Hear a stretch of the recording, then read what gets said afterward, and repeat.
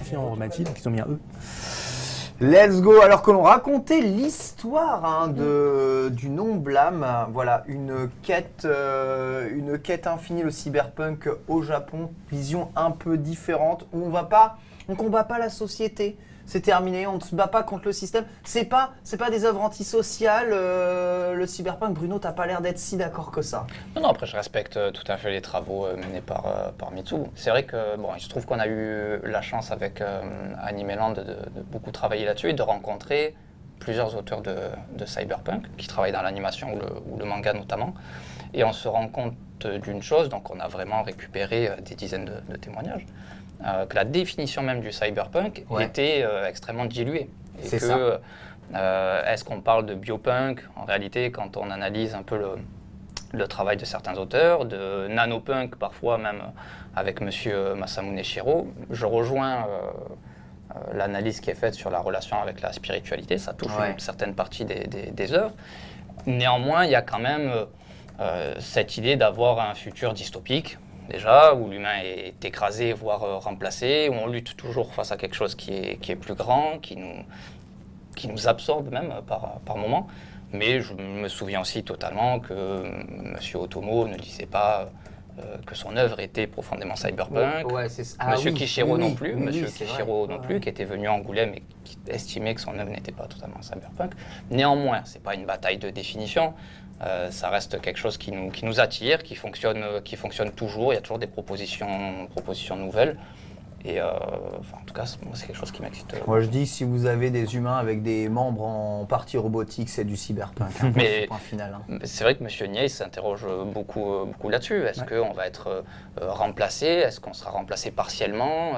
C'est une question qui traverse ses œuvres. Ça s'est un petit peu adouci parce que j'ai le sentiment qu'il est moins radical dans sa proposition. Il y a beaucoup moins de robots dans Tower Dungeon. Voilà. D'accord. Ah oui, c'est vrai. Par exemple, ça c'est vrai. Mais les zombies sont-ils immortels? L'immortalité, il y a toujours l'immortalité, l'éternité, c'est pas la même chose. L'immortalité, bien sûr. Bon, on parlait quand on va parler de Blam justement, et on dit bien Blam. Hein. Blam, tout à fait. Exactement. D'une certaine manière, la réalité moderne est cyberpunk, il est vrai que certains... On a 2 heures là, c'est ça. Il est vrai que certains milliardaires veulent nous faire implanter quelques puces dans le cerveau aujourd'hui afin de pouvoir payer plus rapidement à la caisse. Est-ce que... Émission politique. Est-ce que c'est vraiment, je ne sais pas, nécessaire? On verra. Mais c'est vrai, les sujets d'IA n'ont jamais été aussi présents. En tout cas, en ce moment... On va du coup vérifier avec toi, Caro, si c'est bon pour ton gagnant déjà. Oui, ça y est, c'est bon, c'est géré. Tadam! Trop bien. Premier gagnant, donne. Un deuxième gagnant après l'instant chez classique. Toi. Ouais. C'est ça, exactement, chez moi. Donc, n'hésitez pas, point d'exclamation, Manga Live, il n'y a pas besoin de spammer une seule fois. Ça suffit. Et on va passer immédiatement à l'instant classique. C'est parti. Oui, je croyais que vous avez déjà... On n'était pas déjà dedans? On était déjà en train d'ouvrir, mais j'avais pas vu la virgule. J'avais pas vu la virgule. On va repasser dans la J'avais pas vu la virgule, mais c'est vrai qu'on s'était déjà lancé dedans. Je me suis dit, bon, on se lance dedans. On passe à la deuxième partie de l'instant classique parce qu'il y a des thématiques. Et je me disais, bon, on passe sur le point numéro 2. Ah, d'accord. On parlait des méga structures tout à l'heure. Et Blam, clairement, c'est l'œuvre. C'est lourd, c'est plus lourd que ce que je pensais. Après le Tower Dungeon Collector, oui. La méga structure, c'est le livre en fait. Hein. C'est exactement ça. Aussi, donc c'est bien plus qu'un décor là aussi, c'est une entité, une expansion qui est constante.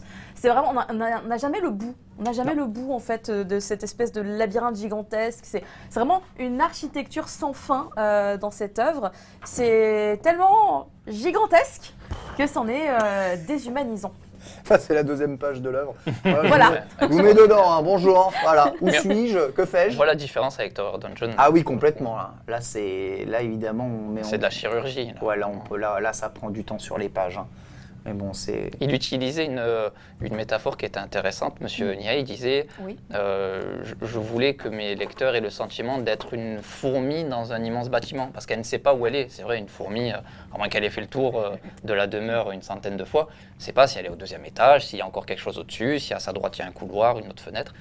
Et je trouve que c'est quelque chose qui illustre bien un peu le sentiment qu'on a quand on lit et qu'on parcourt Blam. Et il y a aussi un autre élément, c'est que justement quand on a ces méga structures, alors d'une part, il n'y a aucune notion de repère, on sait qu'elles sont très grandes, tellement grandes en fait que l'esprit humain peut pour ainsi dire pas les appréhender. Et au début, on dit bon, bah, ok, c'est une méga structure, on ne sait pas ce que c'est. Même, je rappelle que Blam commence de manière totalement indéfinie, genre peut-être ailleurs, peut-être quelque part. Voilà. Et donc, en fait, c'est un parti pris. Il faut admettre que, ok, il y a une méga structure et on découvre au fur et à mesure que du coup, cette méga structure est dotée, je crois, d'une sorte de pensée, en tout cas de système de réaction. Et en fait, surtout qu'elle n'est pas figée. Et quand je dis elle n'est pas figée, je ne parle pas forcément de son système de pensée, mais dans la mesure où en fait, elle évolue un peu à la manière d'un organisme, en l'occurrence du coup un organisme mécanique et non biologique, avec des nouveaux couloirs, des nouvelles places, des nouveaux immeubles, bâtiments qui se créent. Moi, je sais que quand j'ai lu Blam, pardon, j'ai failli m'en prendre. Donc je sais que quand j'ai lu Blam, quand j'ai vu, je fais ah ok, la méga structure, c'est pas juste un truc gigantesque, c'est un truc qui est gigantesque et qui est toujours en expansion. Donc ça, c'est un point qui est très important. Et je pense, les mégastructures de Blam, je les mets assez régulièrement, on va dire, en écho avec Knights of Sidonia, puisqu'en fait, dans Knights of Sidonia, il y a des sortes de mondes un petit peu, alors j'appelle ça des mondes ruches, mais c'est pas tout à fait le cas, mais en fait, c'est des mondes où en fait, l'humanité s'est réfugiée donc, dans leurs vaisseaux. Et en fait, ces vaisseaux donc, ne grossissent pas en tant que tels comme une mégastructure, mais par contre ils sont tellement grands que c'est pareil, on peut s'y perdre facilement. Et ce qui m'a toujours, ce que j'ai toujours apprécié dans Knights of Sidonia, c'est les pages d'ouverture de chapitres, où en fait les pages d'ouverture de chapitres vous donnent une adresse dans le vaisseau. Sauf qu'en fait, comme vous n'avez pas de plan, c'est marqué conduit numéro 26 d'évacuation. Et là tu fais merci, mais je ne sais pas du tout à quoi ça correspond. Et en fait, ce qui est très amusant, c'est que justement, on a des indices. Donc on dit, ah c'est bon, je vais en savoir plus. Et en fait, on fait, mais en fait non, je n'ai aucun référentiel. Donc finalement, je me laisse encore plus emporter par la mégastructure. Il y a des fans qui ont fait des plans. C'est vrai ? Ouais, j'avais vu des brouillons, ils essayaient mais c'est impossible. Enfin, c'est vraiment impossible à refaire. Est-ce que Nihei, lui, par contre, il a la structure dans la tête, vous croyez ? Oh, sans doute. Après, c'est quelqu'un... On peut le dire, mais c'est quelqu'un d'extrêmement libre. C'est vrai que dans l'industrie, c'est pas quelque chose d'hyper commun. Il fait ce qu'il veut, il dessine ce qu'il veut. Il n'a jamais mentionné de tantôt particulièrement qui lui imposait des choses. Ni d'influence ? Si, des influences, oui, pour le coup, il en a beaucoup. Ouais. C'est quelqu'un qui a apprécié le travail de Monsieur Shiro. Bon, évidemment qu'Alien, et ça c'est évident, même pas besoin de le citer. Mais c'est pas forcément un enfant fan de manga absolu qui a suivi une tonne de séries, qui continue de suivre une tonne de séries. C'est pas vraiment l'enfant de l'industrie du manga. Il en respecte beaucoup, beaucoup d'auteurs. Hein. Et puis il a plus des influences qui viennent aussi du cinéma ou du reste du monde. Ah, et du cinéma aussi ? Oui. Bah, d'ailleurs, il y a beaucoup de témoignages. Vous trouvez beaucoup de témoignages où il parle de réalisateurs qu'il aime beaucoup. Il va s'intéresser au monde du jeu vidéo. C'est un grand fan d'Halo. Il a travaillé sur la licence Halo. Il a travaillé sur Wolverine chez Marvel. Donc ouais, c'est un touche-à-tout en réalité. Mais c'est toujours du coup de cœur. On n'a vraiment pas le sentiment de lire des travaux de commande ou de lire des choses imposées. C'est pour ça qu'on peut parler d'œuvres d'auteur. Parce que ça se répond, on retrouve des similitudes. Un auteur libre, vraiment. Puis l'avantage, c'est qu'il a sa patte, il a son style graphique, ce qui fait qu'en fait, toute œuvre à laquelle il travaille, comme tu dis, tu parlais je me souviens du Wolverine, justement, puisque les visuels de Wolverine sont présents notamment dans l'artbook Blame and so on. Oui. Et en fait, oui, ok, on reconnaît Wolverine, mais surtout, on reconnaît la patte, le style graphique de Tsutomu. Donc en fait, il y a vraiment une appropriation de la part de l'artiste pour proposer sa version. Et c'est à ça, justement, qu'on reconnaît justement les grands artistes. Ils ne se contentent pas de copier. Et au contraire, il magnifie l'œuvre sur laquelle il travaille. Mais tu ne peux pas le brider. Je pense que si tu souhaites travailler avec quelqu'un comme Monsieur Nier, tu as envie au contraire de lui dire, bon, peut-être que je m'avance, mais... Carte blanche. Oui, justement, fais ce que tu veux, amuse-toi. Enfin, tu as un univers, on te reconnaît, et les gens vont acheter ou te soutenir parce que c'est toi. Voilà, donc... Est-ce qu'on sait qui c'est la gamine avec qui il est au début, qui passe pas 3 pages? Si tu commences à poser des questions sur Blam... C'est incroyable. En fait, j'ai essayé de voir... Vous savez, normalement, dans les mangas, lorsqu'on introduit un personnage principal, on essaye toujours de le faire de façon assez spectaculaire, en grande page, avec son nom qui apparaît, etc. etc. Dans Blam, il faut attendre la 5 ou 6e page avant que le nom de Kili apparaisse. Et c'est en mode, c'est le partenaire qui dit attention Kili, il y a un ennemi, tu vois, qui arrive ici. Le nom de la partenaire, je crois qu'on la connaît même pas. Et il rencontre Sibo bien après. Donc t'es là, tu fais what the fuck, qui sont ces gens, pourquoi sont-ils là? Et c'est vraiment comme ça que ça commence en plein dedans. Oui, tu fais bien de montrer, il y a des pages couleurs aussi dans l'édition là. Voilà. Exactement. Comment est-ce qu'en en 4 cases, 2 planches, voilà l'expérience un peu de Monsieur Niei. On ne vous explique pas où est-ce que vous êtes. Il faut vivre avec l'idée de ne pas savoir, lire avec l'idée de ne pas avoir tous les repères. Je trouve que c'est beaucoup plus plaisant. Moi, j'aime bien. C'est la narration très cryptique finalement de l'artiste. C'est aussi sa signature, aussi bien son style de dessin que finalement cette manière de narrer qui est très particulière, très implicite. En fait, on est constamment en train de... Ce que je disais déjà tout à l'heure sur Tower Dungeon, et je trouve qu'il est incroyablement vrai aussi sur Blam, c'est qu'on avance dans une découverte d'un univers et on n'est pas sur une narration linéaire. Comme on pourrait retrouver dans la plupart finalement des auteurs. Et c'est vraiment ce côté très particulier où on est dans l'exploration. On est plus dans une exploration qu'autre chose. Même, du coup, au-delà de l'exploration de l'univers, l'histoire. L'histoire est hyper cryptique aussi. Les enjeux sont complètement flous pendant longtemps. Et ça aussi, c'est un petit peu sa signature, c'est sa patte. C'est vraiment quelque chose qui est propre à cet artiste-là. C'est vrai que c'est un récit de survie, hein, parce que oui, c'est ça. C'est vraiment ça. Comment est-ce que l'humanité ou un humain peut essayer de survivre dans un monde où le moindre danger peut te couper en deux? Voilà, tout essaye de le buter là dans tout le temps. Tout le temps. Lui, il a un gun qui est assez bien puissant, mais du coup, c'est très, c'est expéditif, quoi. Le combat, il n'y a pas de je ressuscite, attends, je vais me soigner, je prends un truc. Non, dès que c'est fini, c'est fini. C'est un death and retry, mais heureusement qu'il ne meurt pas, quoi. Ouais, c'est ça, c'est vrai. On sait pas. Voilà, on sait pas. Heureusement qu'il ne meurt pas dans le premier tome, sinon on ne sait pas de quoi.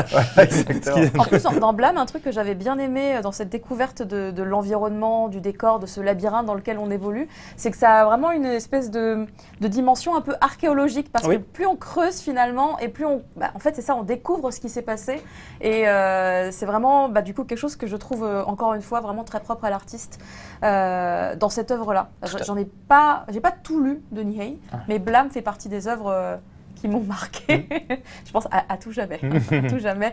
Blam, je sais pas si je serais comme toi, Bruno, à recommander en premier Blam, mais j'avoue que j'ai un peu l'impression que si tu as lu Blam, tu peux lire toutes les autres œuvres et ne pas avoir la sensation de plonger dans un univers inconnu. Oui, puis même sans se dire est-ce que j'aime, est-ce que j'aime pas, même si évidemment tout le monde ne peut pas acheter tous les mangas du monde, donc on va plutôt essayer d'acheter ce que l'on aime, ce que l'on apprécie, mais en réalité, je crois que c'est une expérience qui n'existe que très peu dans la proposition en manga. Si vous pouvez me citer 3, 4, 5, 6 mangas qui se rapprochent de Blam, je pense que c'est déjà un bel exploit. Les autres Blam Nihei. 2, Blam 3. Voilà. La même. Mais sinon, c'est délicat. Donc, je suis toujours partisan. J'aime pas trop l'idée de porte d'entrée. Non, mais au moins tu verras. Là, ça va te prendre par la main. Pour un premier manga, non, confrontez-vous au champ. Je comprends ton point de vue. C'est peut-être pas le bon discours à avoir. Non, mais je veux dire, je comprends ton point de vue. C'est un point de vue qui se défend. Moi, je mettrais simplement un bémol. C'est-à-dire que quand tu as une personne qui dit voilà, je voudrais découvrir Nihei, moi, j'irais juste un petit peu plus loin en lui demandant tu veux découvrir Nihei, pourquoi? Parce qu'en fait, si l'idée c'est de lui proposer Blam en mode voilà, c'est on va dire c'est l'œuvre emblématique de Nihei et que du coup parce que tu proposes Blam et que la personne qui a envie de découvrir Nihei, en fait, elle fait une sorte de blocage parce qu'elle n'était pas prête pour ça. Et qui dit, bah non, finalement, finalement Nihei, c'est pas pour moi. Alors que tu vois, si tu lui dis, bah écoute, commence peut-être par du Tower Dungeon, c'est pas du tout son univers, ce pourquoi il est connu, parce que c'est de la fantasy, etc. Mais ça reste un manga accessible. Et si après, du coup, cette série te plaît, on ira un peu plus loin et là, tu pourras tu pourras t'essayer à Blam. Moi, ça me paraît un peu plus cohérent. C'est effectivement la personne que tu as qui dit non, j'aime les trucs un peu compliqués, un peu cryptiques. Justement, j'ai envie de me frotter à Nihei pour ce pourquoi il est reconnu. Dans ce cas-là, oui, vas-y, tu lui conseilles Blam. Mais je pense que la véritable question, c'est de la même manière que quand tu as un lecteur qui dit bonjour, j'ai jamais lu de manga, conseillez-moi. Bah, alors, en fait, on va peut-être devoir affiner un petit peu la demande pour pouvoir. Moi, je suis plutôt dans la surprise. Ne pas pitcher le résumé d'un manga. Ça raconte quoi? C'est quoi l'idée? Ah non, c'est de la dark fantasy. Ah, c'est de la SF. Non, confrontez-vous à la découverte totale. Ouais. Si ça a marché sur des milliers de personnes, bon, peut-être que la greffe ne va pas fonctionner avec vous sur Blam, mais même si vous n'aimez pas, je pense que au moins vous avez connu quelque chose de différent. Vous avez vécu une expérience différente. On peut pas, même si moi j'aime beaucoup Monsieur Nier, je ne suis pas amoureux de tous les récits de Monsieur Nier, mais je suis plutôt un partisan d'essayer. Voilà, c'est quelque chose à faire. Effectivement, on ne pouvait pas tout aimer. Je fais la comparaison parfois avec Fallout. Si vous aimez un peu le jeu vidéo, dans Fallout, si vous avez jamais déjà joué au jeu, à la base, on te dit, bon, c'est un RPG, tu es dans un bunker, l'eau, le système d'assainissement ne fonctionne pas, il faut aller chercher une puce d'eau. Voilà, casse-toi du bunker, va chercher une puce d'eau, et là se passe une aventure. Dans Blam, l'idée, c'est de retrouver, on va dire, un humain qui possède le code génétique qui permet d'ouvrir une porte, qui détient, on va dire c'est une grande librairie qui détient en gros pas mal de connaissances sur le monde qui était avant, justement ici. Donc là, le personnage principal, ça. Mais avant d'apprendre ça, il faut lire beaucoup. Globalement, ils vont être 2 à aller chercher tout ça. Bon, après 1,5 parce que le deuxième perso, on va dire, il va devenir plus ou moins immortel. Bon, sans spoiler, mais encore une fois, l'immortalité. Exactement. Mais il faut chercher. Beaucoup de questions sur ce que sont les autres œuvres de Blam. Donc Blam 0, par exemple, qu'est-ce que c'est? Alors Blam 0, c'est pas un artbook. Non, c'est pas un artbook. L'artbook, c'est Blam and So On, qui est une œuvre d'artbook. Blam 0, en fait, à la base, c'est un one shot donc qui était sorti sous le titre Noise. Donc en petit format. Et lorsqu'on a réédité les œuvres de Nier en format de luxe, donc on a fait Blam, on a fait Abara, etc.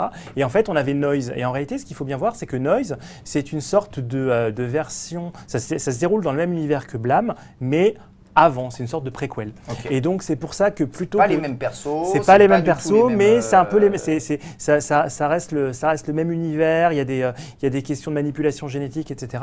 Et c'est pour ça que du coup, quand on s'est rapproché de Kodansha, on a dit bah voilà, comme on a sorti les Blam en version de luxe, on voudrait aussi sortir le Noise en version de luxe. Mais si on sort juste le Noise en version de luxe, les lecteurs comprendront pas forcément quel est le lien entre Blam et Noise, parce que c'est 2 titres totalement différents. Il valait mieux le reprendre. Voilà. Et donc c'est pour ça avec l'accord de Nier, bien évidemment, on a décidé d'appeler Blam 0, parce qu'il y a déjà un Blam 1, donc Blam 0 et donc sous-titré Noise, parce que justement, c'est une histoire qui est autonome, mais qui est en lien avec Blam. Donc, on parle un peu format. Ce format-là, pour ce manga, il n'existait pas vraiment. Ouais, déjà c'est trop bien. Ça, on est d'accord, c'est trop bien. Combien d'éditions de Blam est sorti? Et ce format-là, est-ce qu'il est sorti directement sous ce format-là, Blam, ou est-ce que vous avez eu plusieurs éditions de manga? Pourquoi avoir fait le choix de ce format, justement? Alors, Blam, Blam, la toute première édition date il y a plus d'une vingtaine d'années, puisque c'était en format poche. Je me demande même si on n'était même pas en sens de lecture français à l'époque. Et donc, le titre n'avait jamais été vraiment réédité. On avait poursuivi avec d'autres œuvres, donc avec Bioméga, Knights of Sidonia, etc. Et ensuite, du coup, est sorti au Japon donc le Blam en version de luxe, en version grand format. Et quand on a reçu ces tomes, on s'est dit oui, c'est le même format que les Akira, pour information. Et donc, quand on a reçu ces tomes, on s'est dit oui, c'est exactement le format qui est nécessaire pour véritablement profiter du trait de l'auteur. Donc, on va rendre hommage au trait de l'auteur en proposant donc les Blam dans ce format-là. Et donc, comme de toute façon, les Blam n'existaient, je crois qu'on a dû arrêter la commercialisation des petits formats parce qu'on était vraiment sur une édition très ancienne. Ensuite, donc on est passé directement à celle-ci. Oui, ok, d'accord. On est passé directement à celle-ci. Donc aujourd'hui, il ne reste plus que cette édition-là. Pour c'est la Deluxe. Oui, c'est la Deluxe. Qu'on appelle la Deluxe. Qui profite de nouvelles illustrations de couverture qui n'étaient pas du tout... Illustrations couleurs aussi. Nouvelles illustrations de couverture, nouvelles illustrations couleurs, nouvelles traductions aussi, du coup, puisque justement, Johan, qui justement avait traduit le Blam and So On, a aussi traduit les autres.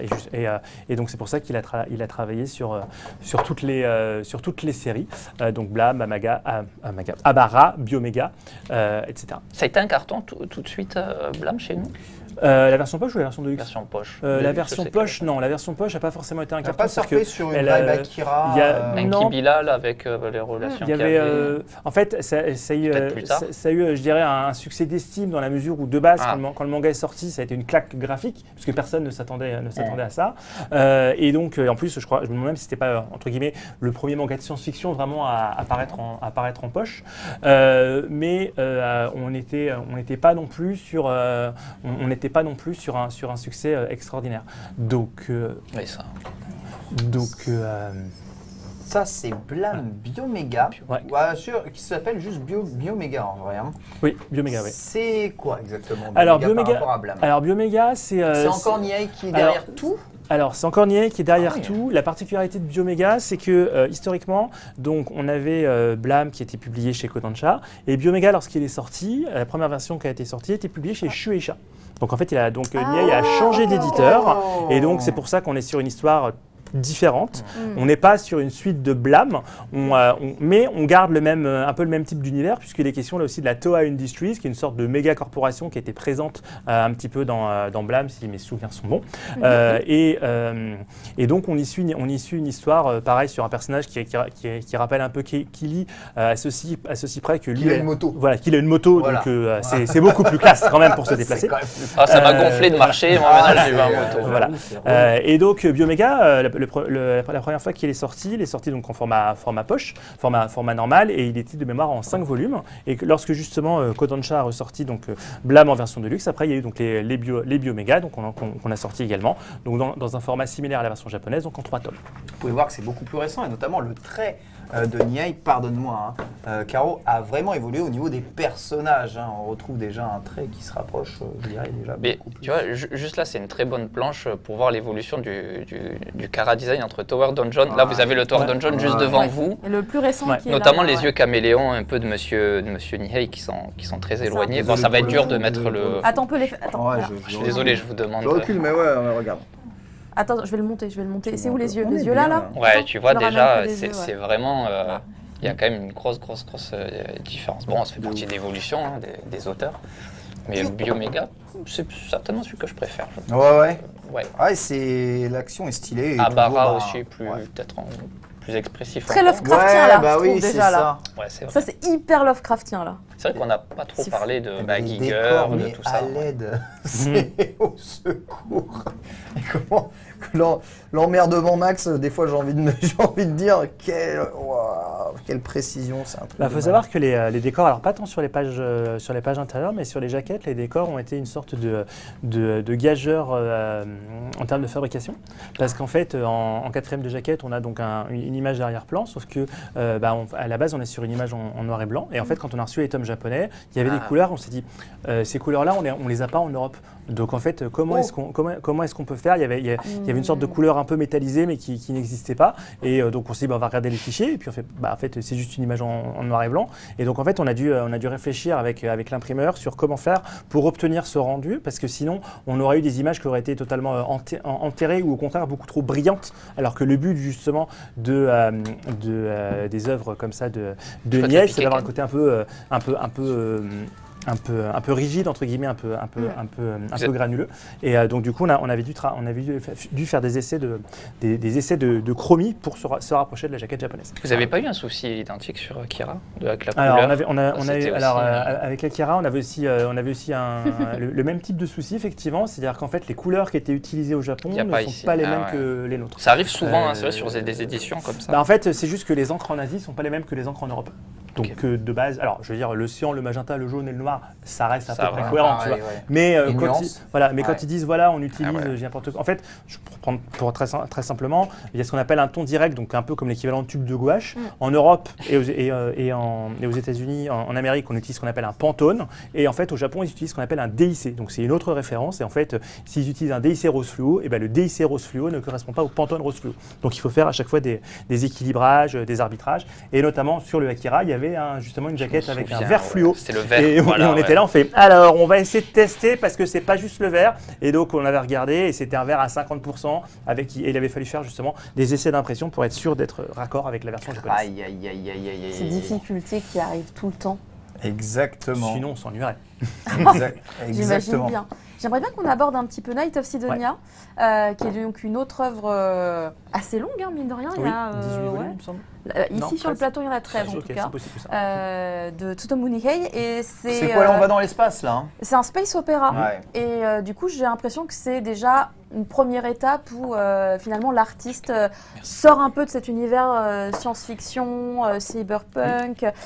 C'est déjà un premier pas. Oui. Alors, c'est une œuvre qui est littéralement recommandée par... dès qu'on aborde la SF, etc., et qu'on commence à aborder cet artiste, les fans recommandent tout le temps Night of Sidonia. Et C'est même, vrai. on le sait, ils harcèlent les éditions Glénat à base de séquents, le grand Ouais, ils veulent format. ça, évidemment. Ouais, Sauf bien que sûr. du coup, c'est pas dans les cartons comme Pour l'instant, projet. Ok. Mais du coup, moi, ça attise énormément ma curiosité car on est ici sur un titre qui se veut normalement plutôt un peu différent, Mhm. mais ça reste finalement du Tsutomu Nihei, n'est-ce pas? Alors, ça reste du Tsutomu Nihei, puisqu'on a toujours des sortes de créatures un peu, comme tu disais, cthulhuesques, un peu tentaculaires. C'est les Gaona, On est ça sur C'est les Gaona, ouais, les Gaona.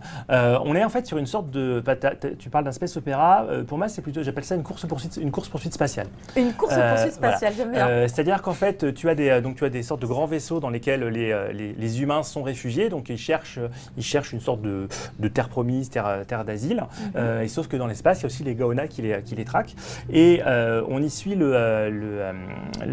l'histoire d'un des personnages principaux, puisque à bord du Sidonia, notamment le nom de ce vaisseau, ils ont des sortes de mechas, des sortes de robots qui pilotent de vaisseaux pour justement aller affronter les Gaona. Et du coup, on a, on va dire, des sortes d'affrontements spatiaux entre justement les incursions de Gaona et le fait que systématiquement je dirais le Sidonia veut s'échapper. Il y a un petit côté Battlestar Galactica où en mode est-ce que le vaisseau va réussir à partir avant que les Gaona arrivent. Et donc on a toujours ce côté-là. Et c'est vrai qu'on a une histoire qui est différente de ce qu'on avait sur Blam, de ce qu'on avait sur Bioméga. Et encore que, comme la deuxième partie de Bioméga vire déjà beaucoup vers le space opéra, on est plus pour moi dans une Évolution naturelle. dans une évolution naturelle, dans une continuité. Je parlais tout à l'heure d'un voyage, on est parti d'une méga structure. Après, on a eu Bioméga qui était à la fois en structure et puis dans l'espace. Après, on a Knights of Sidonia avec l'Odyssée spatiale. Et donc, on suit toujours ça. Et surtout, ce qui est vraiment très important dans Knights of Sidonia, c'est que et je pense qu'en fait, on l'a sur la plupart des œuvres de Nier, l'humain est toujours faible. Quand je dis faible, c'est-à-dire qu'en fait, l'univers qui est autour de lui est hostile à son égard et lui fait bien comprendre qu'il n'a pas les armes pour se défendre. Et en l'occurrence, quand les Gaona attaquent, à chaque fois, le Sidonia s'est réussi à s'échapper, c'est une extrémiste ou parce qu'il faut des tactiques, des manœuvres d'évitement de fou. C'est pas juste, sortez l'artillerie lourde et tirez leur dessus. Ouais. Il y a toujours vraiment un principe de... vous êtes les héros, mais vous êtes minuscules face à la menace environnante. Et comment est-ce que vous allez vous en sortir? Et en fait, on le retrouve aussi dans Tower Dungeon. On a certes on a un fermier, mais face à un donjon qui fait plusieurs dizaines de mètres de hauteur, on a vraiment cette perspective qui est le propre justement Mais de ils ont des mechas dans Knights of Sidonia, non? Ils sont pas si faibles que ça. Bah si, parce qu'en fait, ils ont des mechas, sauf qu'ils n'ont pas forcément le matériel pour le réparer et ils n'ont pas l'énergie pour les faire fonctionner. Ah ouais, c'est ce niveau Donc, de... voilà. C'est ce niveau de... C'est la vie étudiante. Voilà, Ah ouais, c'est ça. c'est galère. T'as le petit côté évangélion, mince, les anges attaquent, désolé, je suis encore en charge. Désolé, je suis plugué. Voilà. Et quand on débloque, c'est problématique. Donc c'est pour ça, on a effectivement le côté Nier et on a aussi le côté justement space opéra, course-poursuite spatiale, qui fait qu'on visite les étoiles. C'est là où la bascule s'opère chez Nier. C'est un récit où, rapidement, on t'explique les enjeux, qui sont les personnages, d'où ils viennent, où ils vont, pourquoi. Donc déjà, c'est un peu plus facile d'avoir tous les repères. Il y a de l'humour, pour le coup, il y a vraiment beaucoup, beaucoup d'humour. Et puis après, il a plein de petites idées. Il y a un personnage avec un troisième sexe. C'est quelque chose de très courant dans la SF. C'était pas spécialement avant-gardiste. Mais il va toujours chercher des choses encore pour nous surprendre. Mais c'est un récit, d'ailleurs, ça a été très bien adapté. L'animé, je vous le recommande aussi. Il a été vraiment très bien. Il a été très bien adapté. C'était les mêmes gars qui avaient bossé sur son Blam qu'il avait apprécié, d'ailleurs, Monsieur Nier. Mais excellent. Et puis surtout, c'est beaucoup de suspense. Alors, il y a toujours eu du suspense dans les œuvres de Nier, mais là, c'est du suspense comme on a plus de repères, on est peut-être un petit peu plus attaché parce que les personnages, on les connaît plus. Il y a des histoires d'amour. C'est beaucoup plus philanthrope, donc très fort. Est-ce que c'est son passage sur tablette graphique? C'est ça, c'est là où il est définitivement passé. Tu disais qu'il avait un trait plus figé. Regarde, tu prends le 13e tome. Prends le 13e tome. Là, c'est le premier que tu as. Voilà, c'est le 1. Tu compares le. Ah ouais. Excusez-moi, mais il y a une vraie différence. Mais non, mais là, on retrouve toute la finesse du détail de ces expressions. Tu vois, qu'il y avait moins, effectivement. Je pense que c'est ultra frappant. Je vous montre juste des visages, et des. Mais rien que l'ancrage des plans, tu vois, presque l'ancrage. Volume 1, volume 12 en dessous. Là, il va vers apocisme, là. Exactement, c'est exactement ça. C'est impressionnant. En fait, c'est insane. Alors, je me souviens, alors moi je lisais, comme j'aime beaucoup Nier, je lisais tout d'un coup, et je me souviens, je dis bon attends, je vais faire une pause, et je crois que c'était au 8 ou au 9, je sais plus. Ouais. Et du coup, quand je reviens dessus, comme j'ai la tête un peu claire et un peu plus de recul, je me dis putain, il a quand même, ça a changé. Et c'était ça qui m'avait frappé. Donc c'est rare de voir une telle évolution sur une série relativement courte, parce que c'est pas Oui, non c'est plus vrai, 30 c'est tomes. vrai, c'est vrai. Vous voyez. Donc très fort. Et puis du coup, on va mieux comprendre Aposisme et on va mieux comprendre son autre série qui scénarise seulement et qui est chez C'est Glénat, un et autre donc j'ai oublié le éditeur. nom, Kaina.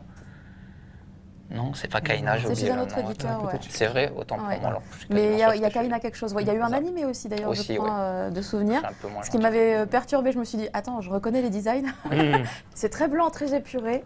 Donc on rappelle en tout cas si vous voulez vous mettre à Blam ou à l'univers de Blam, hein, que ce soit Blam, donc cette édition de luxe hein, de 1 à 6 ou Bioméga et Blam 0, vous retrouvez les univers, mais rien n'est la suite ou la préquelle historique de l'autre. Vous allez suivre d'autres histoires. 0 c'est une autre histoire, Bioméga ça va être une autre histoire, il n'y a pas vraiment de pont entre tout ça. Il y a Bara aussi. Hein. Et- Yabara, oui. Exactement, voilà.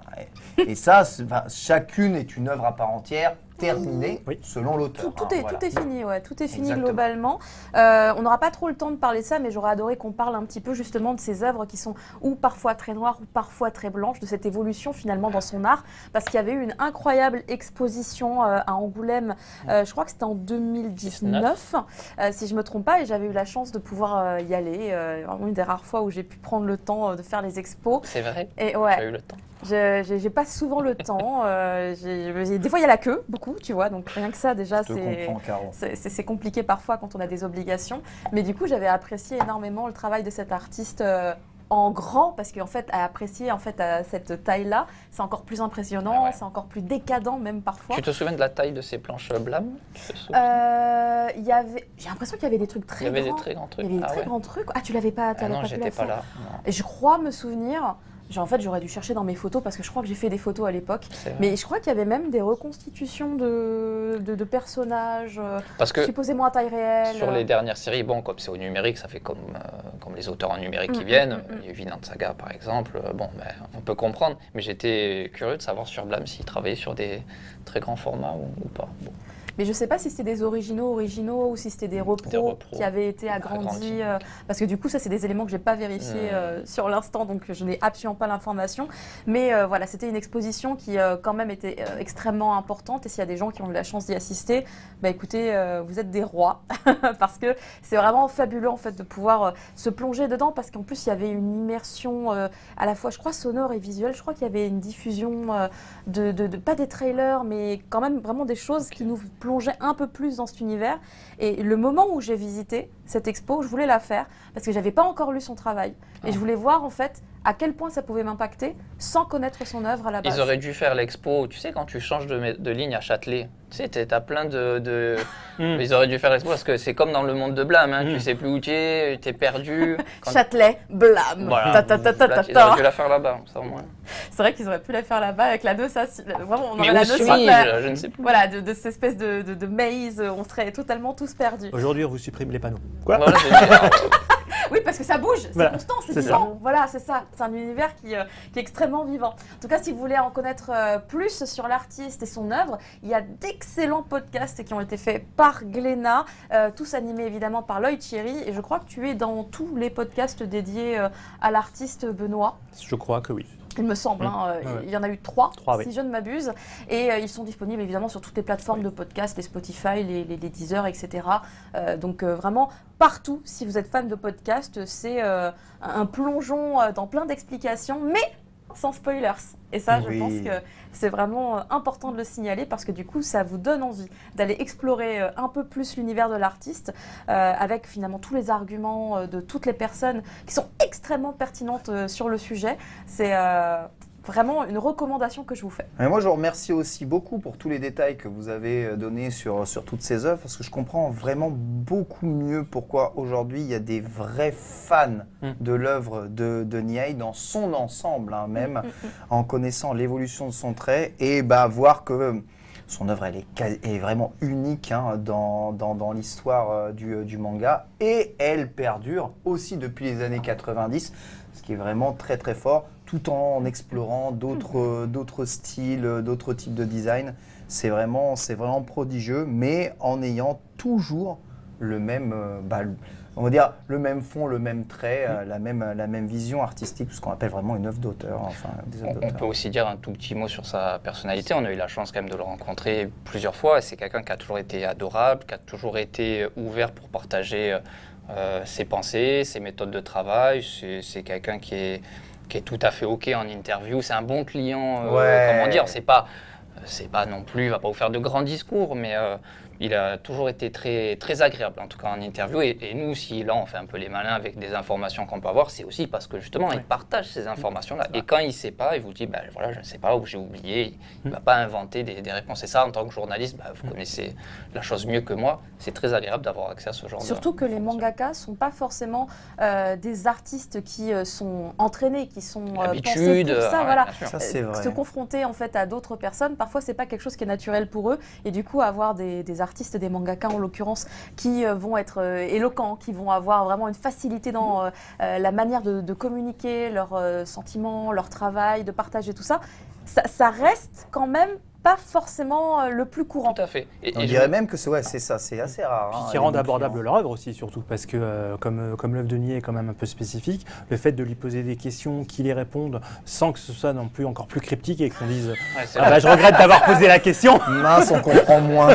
Voilà, effectivement, c'est un travail qui pour le coup est particulièrement appréciable. Il s'est jamais inventé. Parfois, on est tombé aussi dans le piège de lui poser des questions peut-être trop philosophiques parfois. Il reconnaît, non, je suis pas du tout, j'ai pas du tout voulu aller là, ou c'est pas aussi profond ou complexe que ça. Donc, et d'ailleurs, si je me rappelle bien, je sais plus dans quelle édition de luxe, mais je sais que il y a un moment, il y a les commentaires de Nier justement sur rétrospectivement, sauf qu'en fait ces commentaires, il les fait peut-être 10 ou 15 ans après l'œuvre, je crois.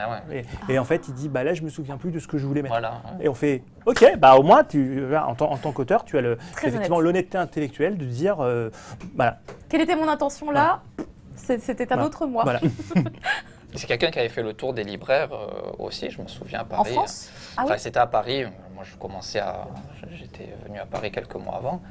Et je le voyais vraiment avec les fans tout à fait agréable. Tout le monde était parti avec son petit truc, une petite photo et tout. Donc, c'est pas toujours le cas. Donc, c'est bien de le dire aussi quand ça arrive. Je ne sais pas s'il est beaucoup revenu depuis la dernière fois, ça devait être en 2019, j'imagine, pour l'exposition. Non, il est revenu avant. Il est revenu avant 2019, c'est sûr et certain. 2013, 2014, il n'est pas venu peut-être, je sais qu'il était déjà venu à Angoulême il y a très longtemps. Mais entre 2019 et maintenant... Depuis 2019, je suis pas certain. Non, depuis 2019, C'était vraiment la dernière fois. Moi, je monte à Paris en 2011 et je suis sûr qu'en 13 ou 14, il avait fait plusieurs librairies. Et j'ai fait toutes les librairies, moi, à chaque fois. Donc, en termes de ratio, il est temps qu'ils reviennent, en fait. Finalement. C'est ça. Je fais des mathématiques. Alors, attends. Bravo.